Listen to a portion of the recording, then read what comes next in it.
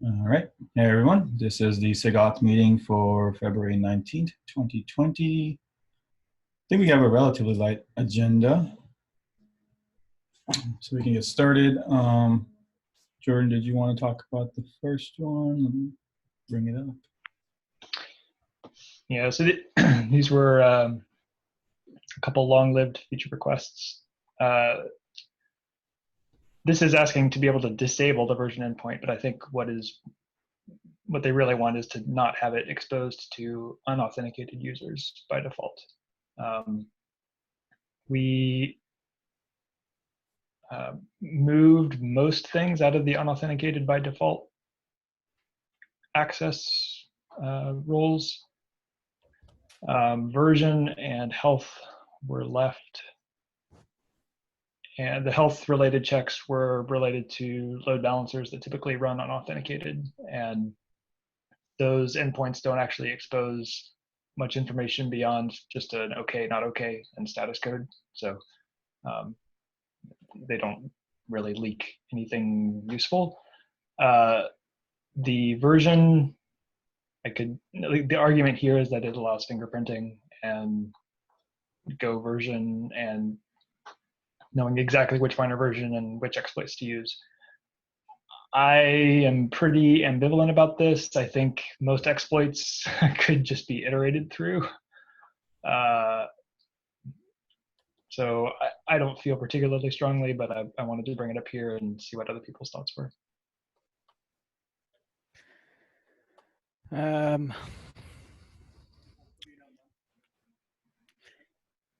I mean, Ready to get once. I don't. Yeah, I feel the same way. This is like, you can definitely get a version number from SSH server and probably Apache or something. I don't know. Is this a common practice to try to hide a version number? On the other hand, I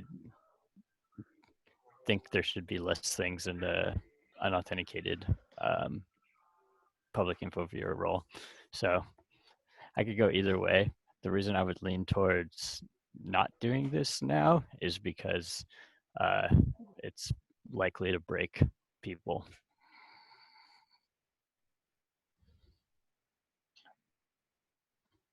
So, okay, I guess there's sort of a spectrum of responses. One is, we think this is fine, and if you proposed this and we're willing to do all the work, we would say no. On the other end is, we really want to do this and we want to staff this, and we're not there.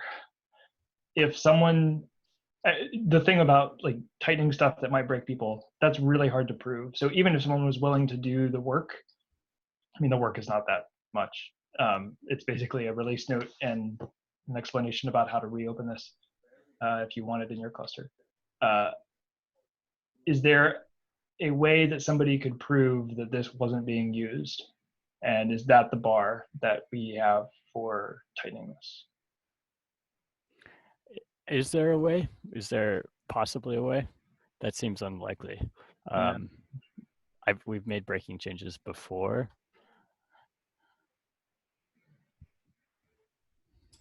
I think generally what we did was we preserved it on upgrade. Yeah.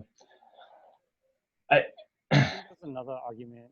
If there's agreement that this is a useful thing to tighten and we preserve on upgrade, then I'm not necessarily opposed to it. It's just not a priority for me. Are there other people who would like to drive this? I think, Greg, were you trying to say something? Yeah, I think there's an argument beyond just like the version leak too. I think there's just like a risk of extra things unauthenticated that could be abused in unexpected ways. Like the kind of like expected use of this is you get a version back, and so there's an expected attacker use case of like, okay, I can like target my exploit like really tightly against this version. But I think there's also like an unexpected, oh, there's some like vulnerability in the code that happens to be serving this particular path, or it happens to leak like something that we didn't expect it to leak. And I'm like more worried about that class of risk than the kind of like version leak. And so I think that might, like, that class is kind of very hard to quantify and describe because it's like unknown risk. But I'd be more worried about that and kind of like the benefit. I'd see the benefit of this as like reducing that more than the like specific version targeting. Yeah. Yeah, I'd agree with that in general, and I wish we had done this originally. And I think we should do it with endpoints going forward. But do we do this for this specific thing for version right now?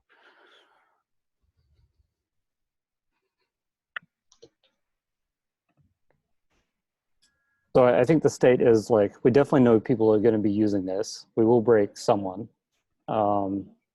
And whether we feel like the case is strong enough to say, yes, you have to do the work to turn it back on. As well as then, yeah, we need to find someone who actually wants to push this through the whole process.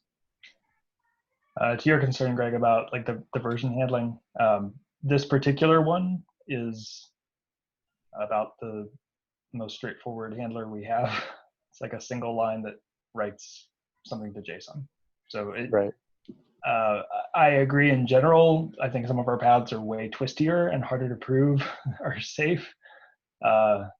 This one literally doesn't look at the incoming request. It's probably cheaper than HealthC. Yeah.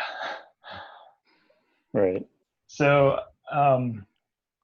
I would, given that it is likely to break some people and that no one here and no one on the issue so far that is responsible for this component is convinced by the information leak enumerating exploit argument, I would probably recommend documenting how to remove this for clusters that care for this particular endpoint.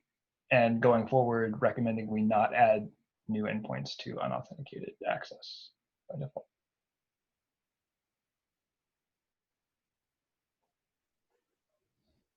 That sounds reasonable. Okay. I will take that back to the issue.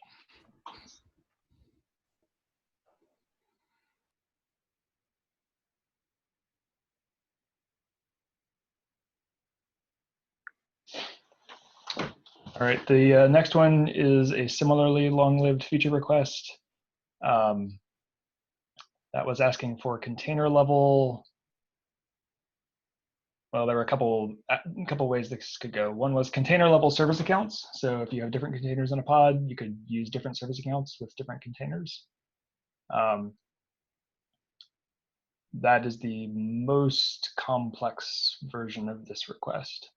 Another variant would be the ability to not mount tokens to particular containers. So if only some of the containers in your pod needed service account tokens, you could only give some of those containers API access and avoid giving API credentials to other containers. That would be still an API change, but less complex. It would just be a matter of mounting and admission at that point.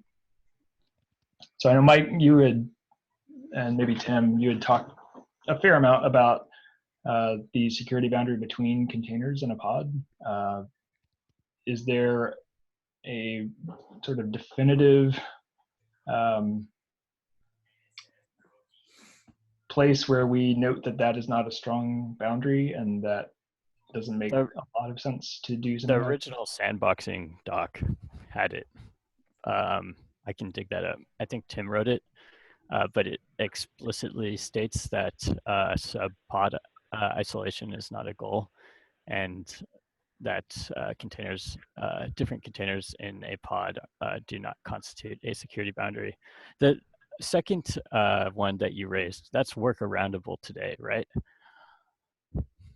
Mounting a token into some containers but not others. Can't you work around both? Yeah, if you have can like stop the default mount, and you can create a secret with a known name that will get filled in by the service account token controller, and then you can mount that known token with the key that you know is going to show up inside your pod, inside a particular container, and that way it won't start until the value is present. I won't say that it's easy, but I think you can do it. Oh, so like if you wanted to basically side load a token from a different service account. Yeah. And yes, you can prevent a token from being mounted by creating a mount yourself at that location. There's even a bool for it now, isn't there? Didn't we add one? It's pod wide, it's not container specific. Yeah, but if you stopped it from going all the way in the pod, you'd be able to mount the one you want in each container at the expected location. And you could do all of this with a mutating webhook admission controller. Sufficiently complex one, yeah. Yeah. Welcome. Everybody, get welcome. The first one is going to be harder if we ever get away from the token controller and secret-based tokens. Yeah, I don't think sideloading different service account credentials into different containers is a primary use case. The one where you give credentials to some containers but not others seems more useful to me. But you could do that with a projected token. So you could turn off all auto mounting for your pod and then specifically mount in the token, the projected token to the containers you wanted. Or mount empty DIRs over at that service accounts path. Yeah, I mean, I kind of like the don't do anything automatically. If you're managing it at this level, remembering to put a dummy mount on every new container, I would probably disable the auto stuff and then just give it selectively. I'd rather a container fail if it didn't have what it needed instead of accidentally get more than it should have had. Yeah, that sounds reasonable. Okay. So do we agree that multiple service accounts in different containers is not a first-class use case we intend to support? Tim, do you have any state on this? Yeah, I definitely want to see more evidence of use cases for Mike, were you going to copy in the sandbox boundary? I'm looking for it right now. I can probably find it. All right. And then we can describe what David talked about. Like, there are ways to accomplish this. It's not clean or elegant, but if this is a super important use case for you and it's worth doing not clean, not elegant things, here's how you could accomplish it.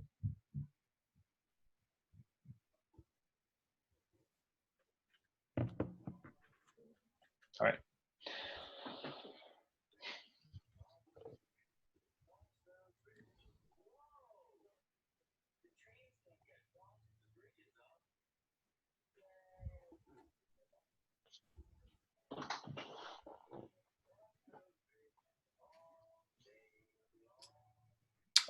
I put this on there.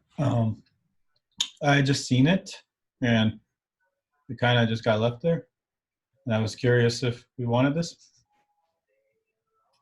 The general change, I think, was not to add the KMS plugin or the KMS stuff into the, which one? It was in liveness, so it doesn't get added to.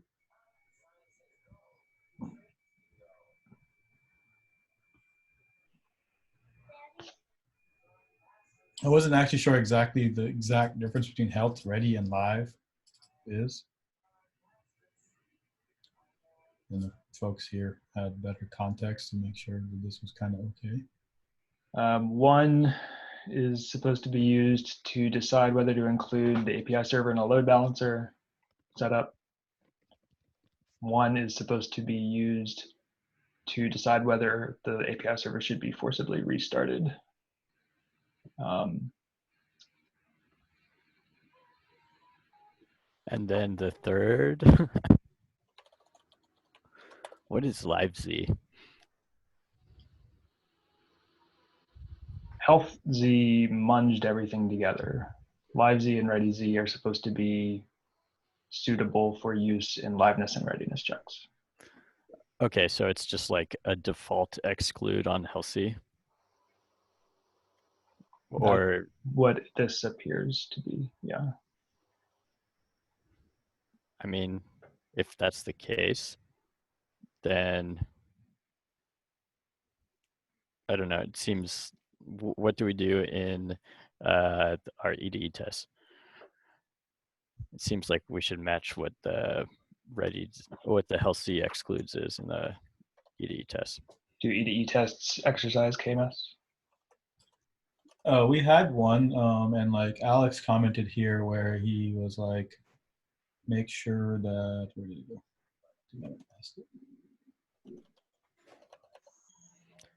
I have a Yeah, question.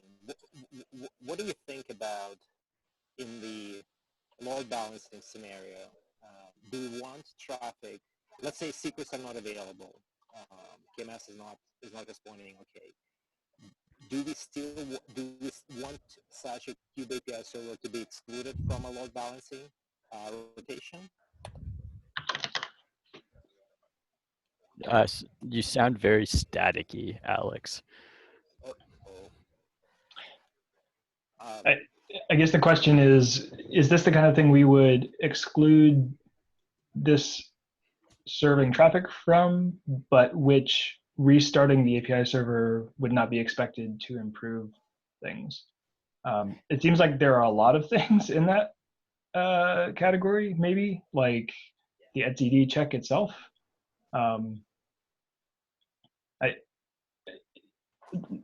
It's not clear to me that a failure here always means that the KMS is unhealthy. Could it sometimes mean that the API server's gRPC client to the KMS is unhealthy and that a restart actually would help?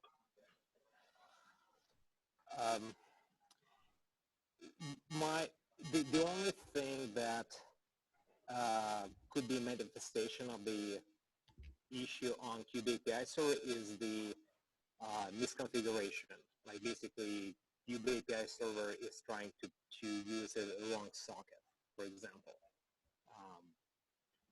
And even in that scenario, restarting would not solve anything. So I don't know. Can you guys hear me better now? Oh, Yeah, that's way much better. Okay, perfect. Yeah, sorry, I was plugged in. So I was thinking about this, and I can't really think of a scenario where restarting Kube API server would solve issues if there is a, for example, misconfiguration. For example, Kube API server is not like talking to the right socket. Like it's not going to solve the issue. Yeah, I mean, just to draw a parallel, like for etcd or other network clients, we've had issues with TCP black holes and network partitions that got healed, but we had kept alive connections. We've had gRPC balancing issues. We've had failover issues. There are a fair number of situations where restarting actually does kick the client and improve things. So are you saying that the KMS gRPC socket-based client doesn't have any issues of that nature? I have not seen like, based on my experience, I have not really seen a scenario where restarting Kube API server would solve an issue. I have not seen anything that would make me believe that this is a reasonable action. Okay, and the benefit of letting the API server continue running in a state where we don't actually want traffic routed to it is that we don't pay the startup costs, like the cost of refilling all of the caches and all of that, which puts, I guess, load on etcd. And is that the reason this is important? I guess the sort of the philosophy, the general philosophy is that just because secrets are not available, pragmatically speaking, I would today prefer not to route traffic to such a Kube API server. Because pragmatically speaking, the dependency on secrets is so high today that it basically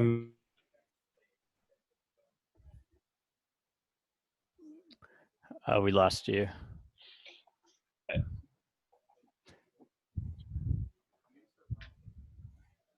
I guess I'm really not clear on why it's super bad to restart. Seems like it could be good. Has been. Yes.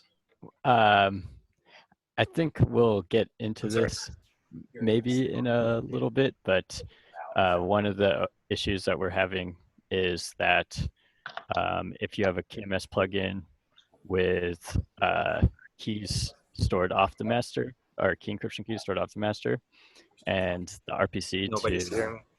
All right. execute or to decrypt a deck takes 20 milliseconds, and there's 15,000 secrets, then the initial startup of the Kube API server takes 8 minutes to churn through all those, because the list is followed by serial decryption of all the decks. So in that scenario, I think we're like looking for mitigations to make the API server not crash loop in that kind of pathological performance scenario. I'm not sure if this is the right one, but that's the situation that can lead to a master never being able to come up. So we have the ability to exclude health checks. And it looks like we, in fact, do exclude this health check in the end-to-end tests, and we do in GKE. So I think from your explanation of what LiveZ and HealthZ is, or what LiveZ and ReadyZ is, should it just match what we expect, what we use? Is it like an opinionated version that we say we'll maintain? And if that's the case, like if we're excluding it in our liveness probe in our end-to-end tests, then we should probably just copy that change over to the LiveZ handler.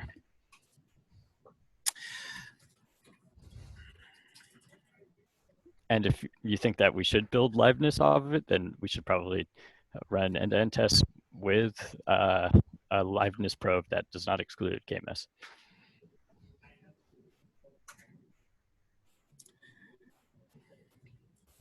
I mean, even if we did run extended tests in that way, our extended tests are probably not going to have the same scaling issues, right? So that is true. Or restart issues. I don't know of tests where we create a large scale cluster and then restart it. I know of restart tests and scale tests, but not both combined. That would be good coverage.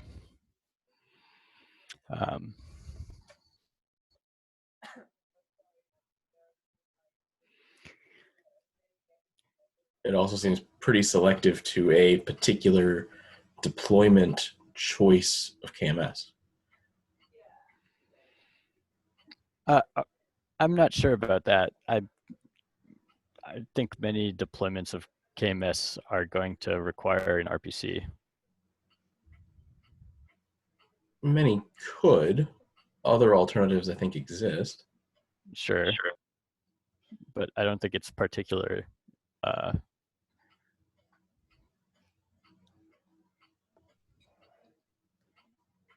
Like, for example, Vault, any cloud KMS offering integration, AWS, Google, Azure probably has one. I think it's fairly common to do escrow off the machine for these keys. And even with like fairly high performance key operations and RPCs, like we still have a problem. Yeah, and given that we have mechanisms to do encryption directly without using a KMS, it seems very likely that KMS implementations, like, about the only reason I can think of to use them is to make an RPC. I guess if you really, really wanted to use a particular encryption algorithm that wasn't supported by default, but that seems thin. I mean, you could have a local TPM on the box.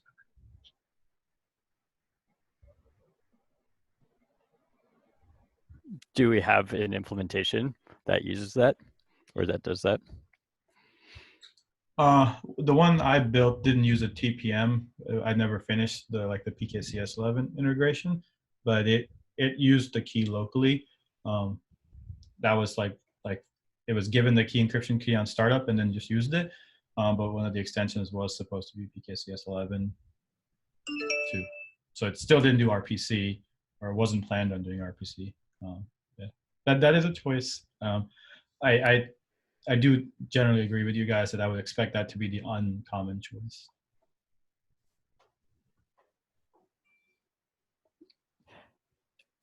And even with a TPM in general, unless it's virtual, those operations are going to be slow.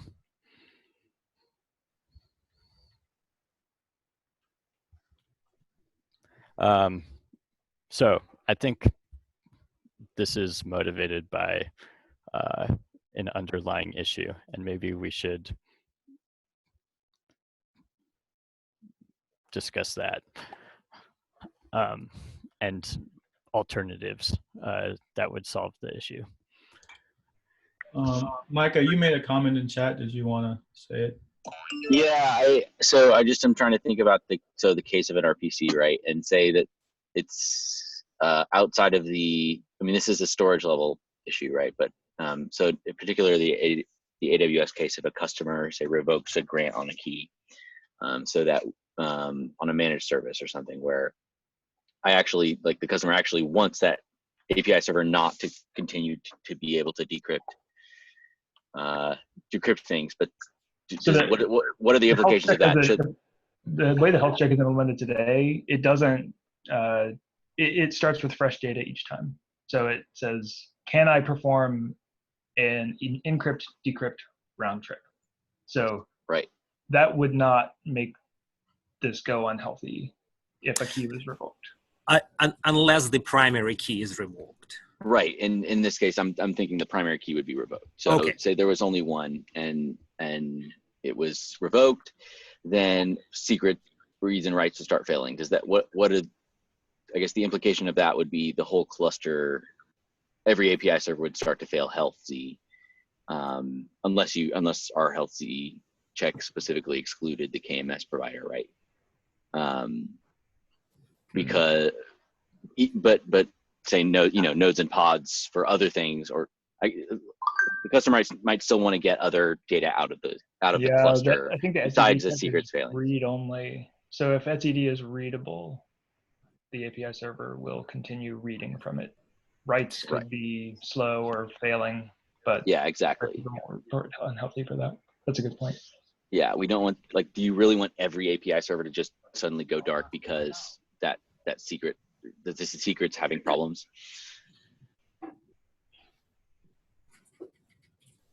Okay. Yeah, that's what's sort of the consensus internally as well. That it doesn't seem that basically what we do today is we check health of KMS plugin on creation of the cluster. In other words, we want to make sure that the contract of creating a cluster with encryption on is fulfilled on create. But after that, we exclude health check of KMS. Do you mean API server create or cluster create? Cluster, like on cluster create, we check Kube API server explicitly for KMS health. In other words, did we fulfill the contract of creating a cluster with encryption? So some higher level orchestrator would check that specific health C and check, okay, this is good, but it wouldn't be part of the API server's overall health C. That's what we're thinking right now. Yes. Okay, that makes a lot of sense to me. Just to have some, initial checks, but not necessarily continuous check. If Exactly. you haven't started I rating could see it on API server startup as well. Like if I bring up a new server, I don't want that to be brought into rotation if it doesn't have the ability to communicate with KMS.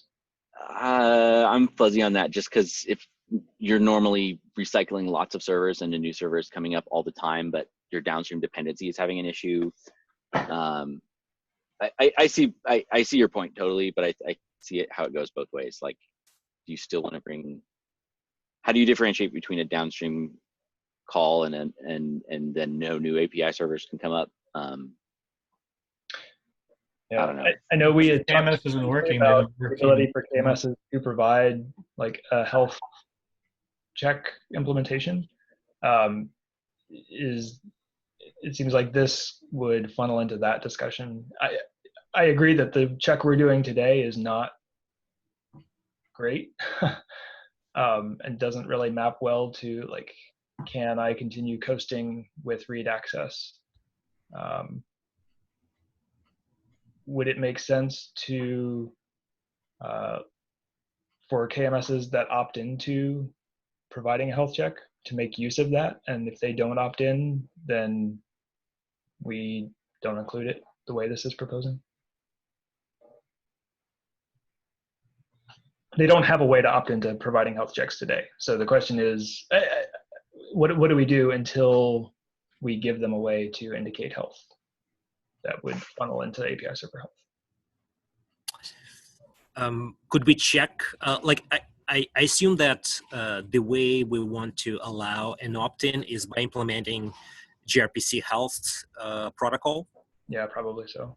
Okay, we could check for both. We could check for the like if the plugin implements RPC health, then we can use that and then fall back to the sort of what we have today.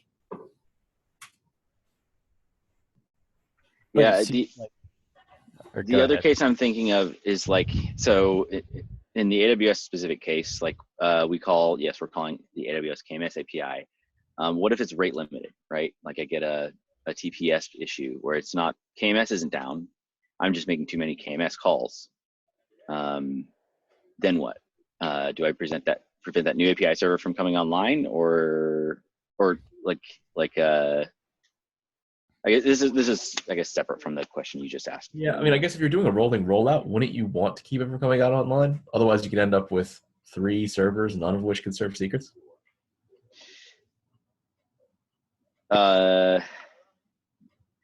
Yes. Like normally in a rolling upgrade, you wait until one's healthy before you take the next one. Right. Out of Yeah. You would wait till one is actually healthy. That makes sense. Okay, and then the discussion of, do we really want to stop serving everything when you can't read secrets? As I understand what was discussed here, it would still be part of ReadyZ, so it would give the appearance to all external consumers that it stopped serving. The benefit that you get is that you don't pay a startup cost. It depends on how the Kube API server is implemented. Like, if it's a static pod, ReadyZ is actually not it's actually not hiding the Kube API server. It depends on how you're accessing it, right? You can set up a load balancer on most of the clouds that honors a ReadyZ endpoint. Yeah, right? Exactly.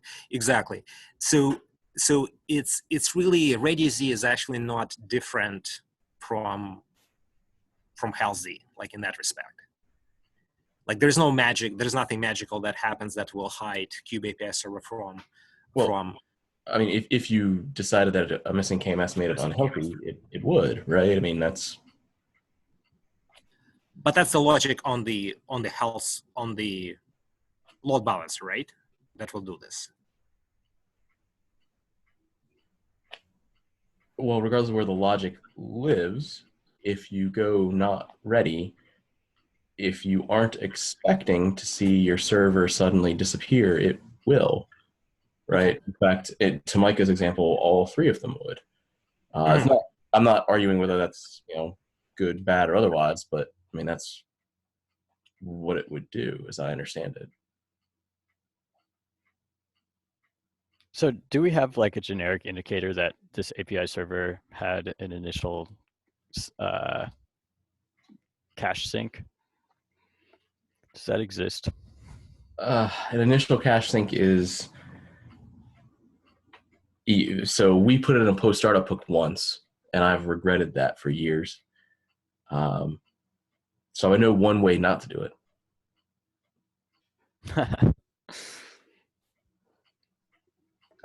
No, the API server does not indicate via health or readiness if its caches are synced. Like if all of its caches are synced. It's easy to add, but the consequences for doing so are severe.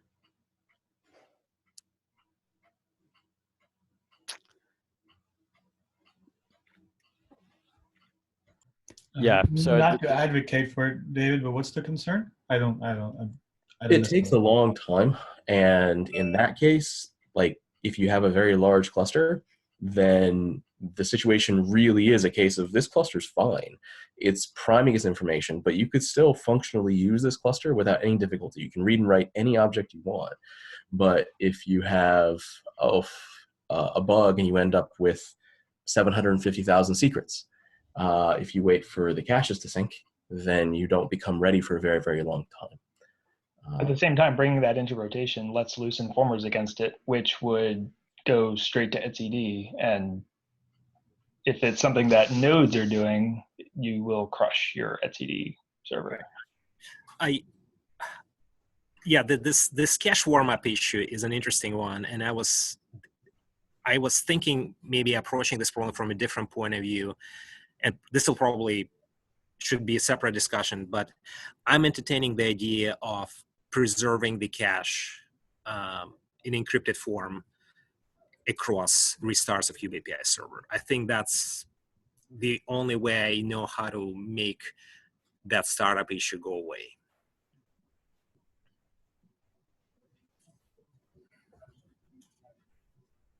I think we need a list of the possible failure modes that the KMS plugin has, and then some indication on whether or not a kubeAPI server restart would actually help in that situation or make it worse. And yeah, but that implies that we need to make our healthy smarter. Basically, we can't just ping the service the way we do it today.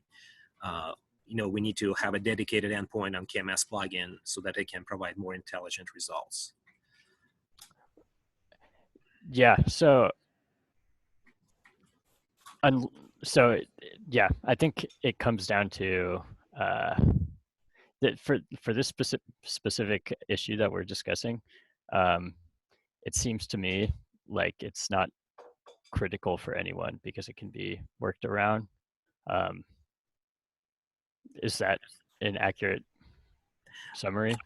I personally, the way in the context of this specific PR, I would actually suggest not to hard code this decision into the API's launch, like kubeAPI.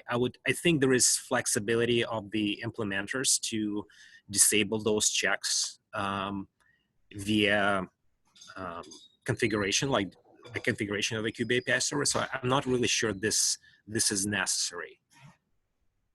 I would tend to agree. If there are things about our current method of health checking that are not good, improving those and letting KMS implementers provide a better health check so that we can actually distinguish between a gRPC failure that a restart would fix and a back-end KMS failure that we actually don't want to restart on. I would go in that direction.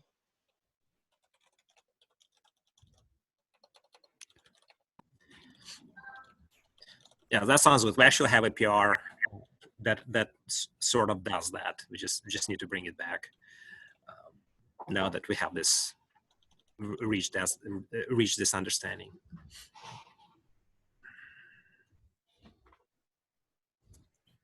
Okay, so we have about 17 minutes left. Maybe we should pause the discussion If, Yeah, this needs more work, I think, or Yeah. the KMS topic in general. Alex, could you respond to that with your thoughts, so that way the individual knows that we kind of want to hold on that? And, Sounds good. Yep. And then Tim, do you want to take the PSP or pod security profile, not necessarily PSP? Yeah, sure. So this is something that we discussed, I can't remember quite how long ago it was, but a while ago in SIG Auth, this idea of having these sort of standardized policies that we publish that are sort of implementation agnostic. And so we might publish kind of official pod security policy recommendations, but we could also link to other implementations for third-party admission controllers. This would sort of, let's see, some of the problems this addresses are some questions around like Helm packages and third-party packages for Kubernetes, how those should work with pod security policy. And the idea is that by having these standardized policies, you could just document what bucket the package is like conforms to, or is blanking on the word, but what profile level it works with. And then no matter which implementation you're using, you can make sure it's set up with the right policy. Another benefit of this approach is it makes it a little easier to have like CIS benchmark recommendations or audit requirements that are decoupled from the actual implementation. And so we can just say like, these are the expected restrictions and controls, and don't necessarily need to say you must use pod security policy or some other plugin. Any questions about the motivation, or should I jump into kind of what we've defined here? Okay, so there's 3 policy buckets or profiles that we've defined: privileged, baseline or default, and restricted. So the easiest ones to define are privileged and restricted.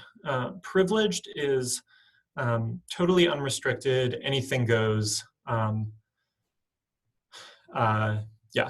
Basically this is equivalent to having no policy in place, or no policy enforcement in place. Restricted is the current set of recommended best practices. This is not the most restrictive you can be, because the most restrictive you can be is unusable. You may not create a pod. Yeah, exactly. Yeah, so this is sort of the most like security relevant restrictions. So as an example, we've decided not to put read-only host file system or read-only root file system in restricted. I'm open to discussion around that, but I'm not convinced that the compatibility that you sacrifice by including that is worth the security benefit. The goal is that these are useful enough or usable enough to be widely adopted.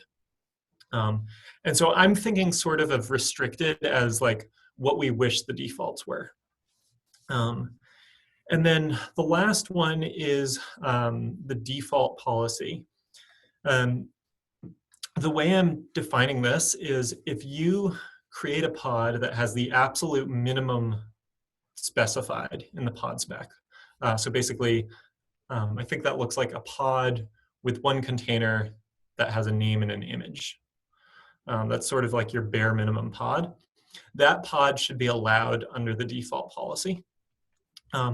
But if you tweak the security settings to essentially weaken the security of that pod or weaken the isolation, then that should be denied. And so default tracks with the current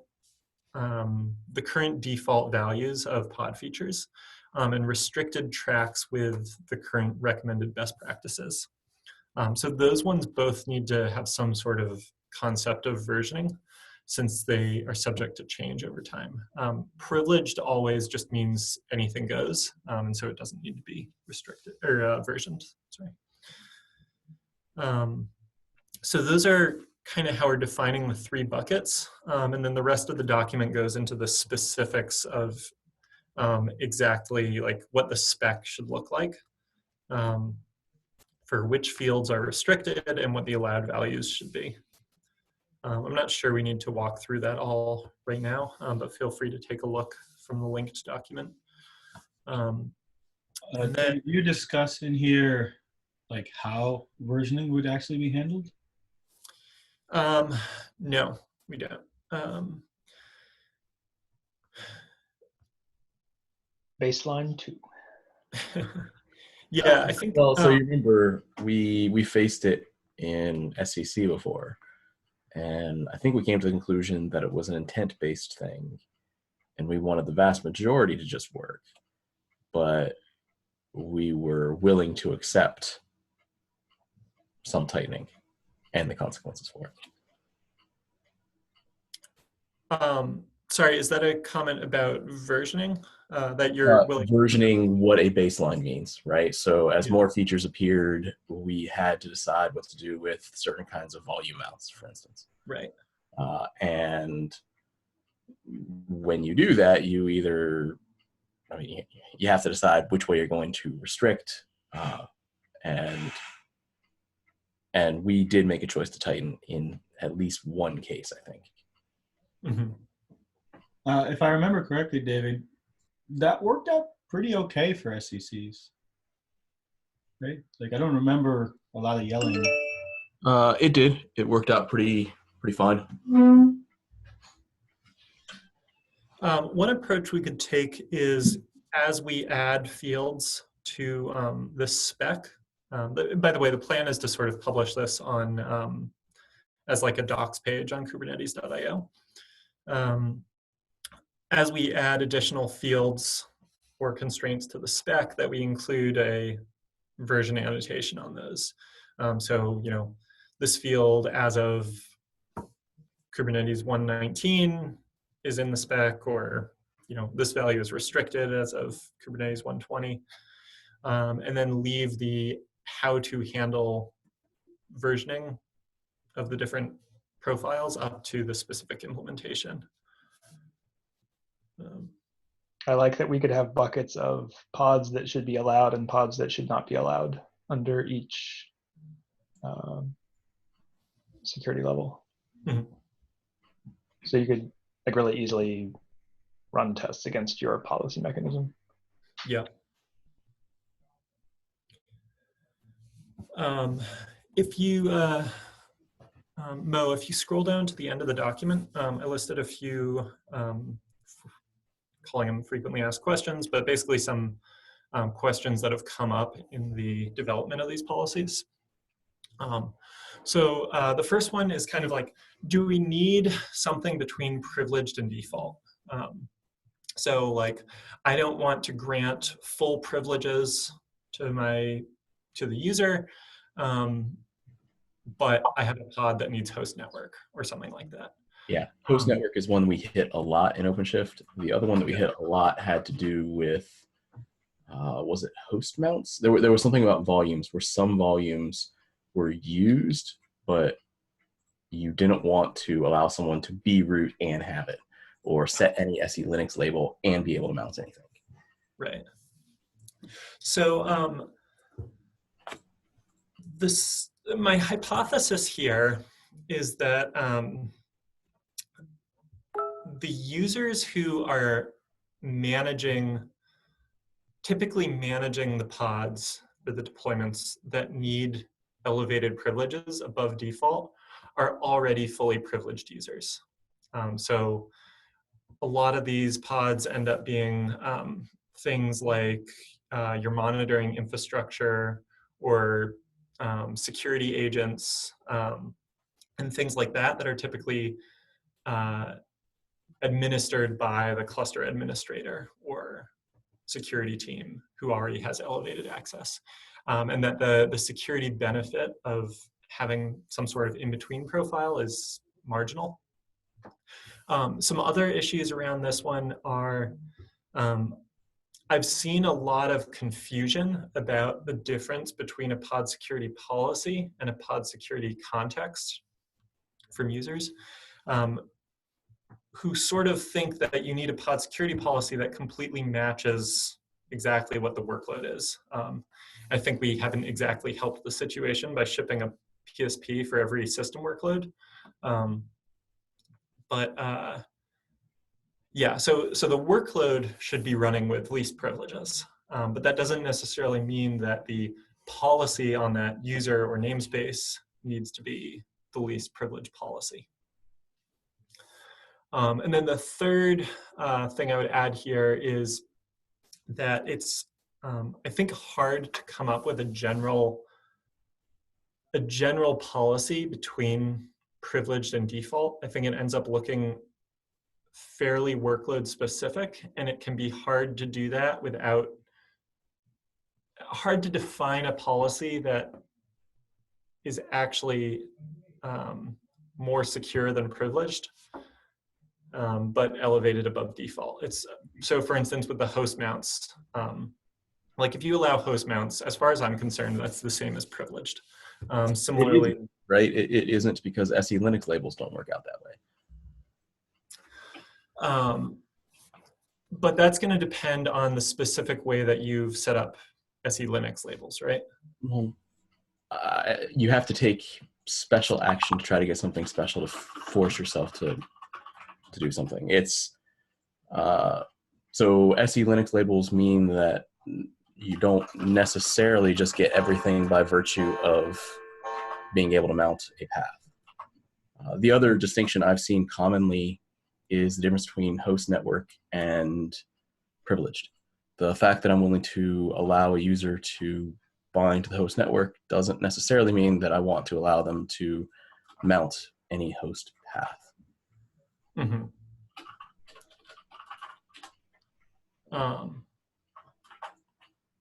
Yeah.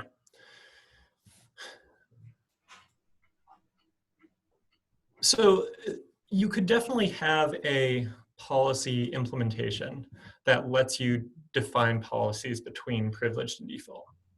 The goal isn't that we sort of get rid of all policy fine-grained controls and say you just have to use one of these. Right, but if I'm looking at a Helm chart and trying to decide, is this a thing I want to install, it saying privileged is a lot less likely for me to try to install than it's saying host network, right?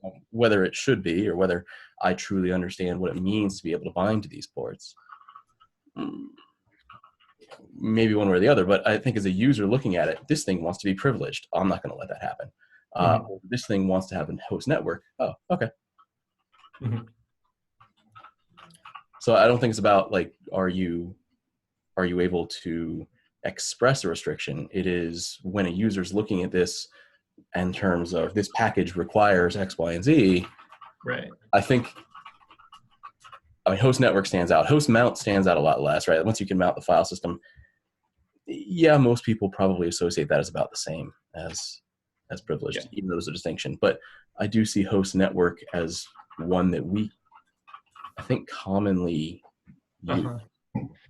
So one policy that I've kind of thought about, and it sounds like you're, sounds consistent with what you're saying, is that maybe there's like a sort of network admin level of privilege that lies between privileged and default that we could potentially standardize a policy around.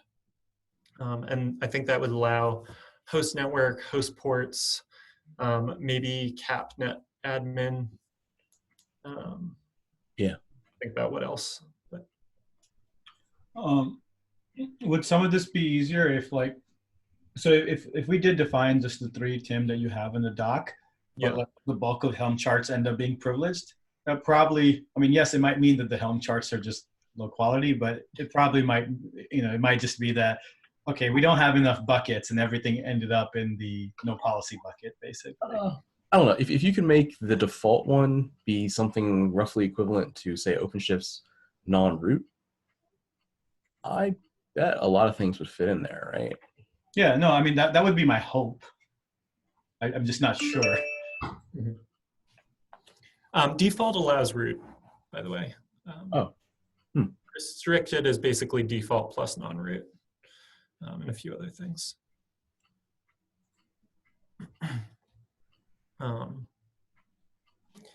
Yeah, so I think for kind of finer grained policies, it seems like we need a bit more information. But yeah, going through the Helm charts and kind of seeing what would fit in what bucket sounds like a good idea. Let's see, what were, Q, scroll to the bottom again. Yeah, so difference between policy and context. I think we already talked about that a bit. Profiles for Windows pods is under discussion. I don't understand Windows security enough to have a good answer here, but trying to figure out what the best practices would look like. And I'm not even sure if you can exactly have privileged Windows pods in the first place. And then the last piece we've talked about in the past is sandbox pods. And I think this sort of falls into the category of we don't have enough of a standardized definition of what a sandbox pod looks like for it to fit into this model. And so the stance that I'm taking is basically you can still have your 3 security buckets, and then you might have a separate policy for governing the runtime class and whether a pod runs as sandboxed. And then you kind of fit those policies together how you see fit. We're out of time. I did want to ask, if you then have like the intersection of policies, like how does like the person installing like the Helm chart understand what's going to happen? Like, I have 2 policies, like this thing is like not in a box, but it's not like, I guess if you're restricted and not sandbox, maybe you're okay. But if you're something higher, but in a sandbox, what does that mean? Right.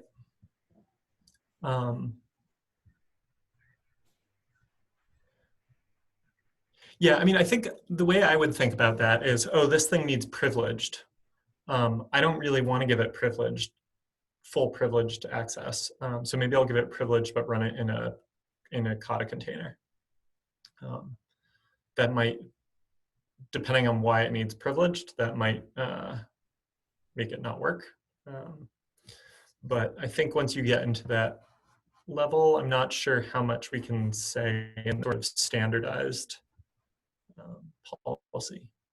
I guess one option is we could say, like,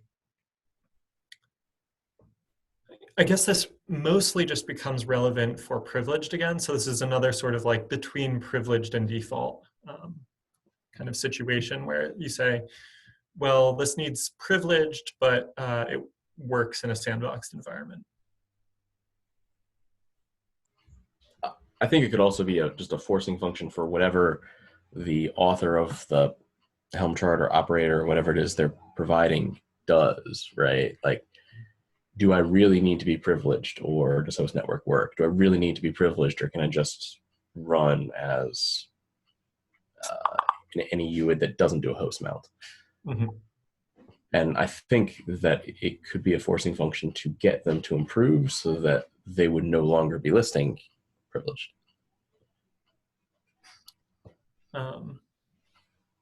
Yeah, that makes sense.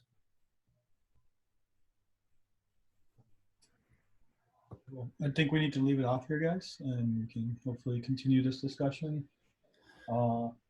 Mike, we probably still need to keep talking about KMS at some point. I don't know if Mike's still on the call. But I'll bet him. All right. Thanks, guys. Thanks. Bye.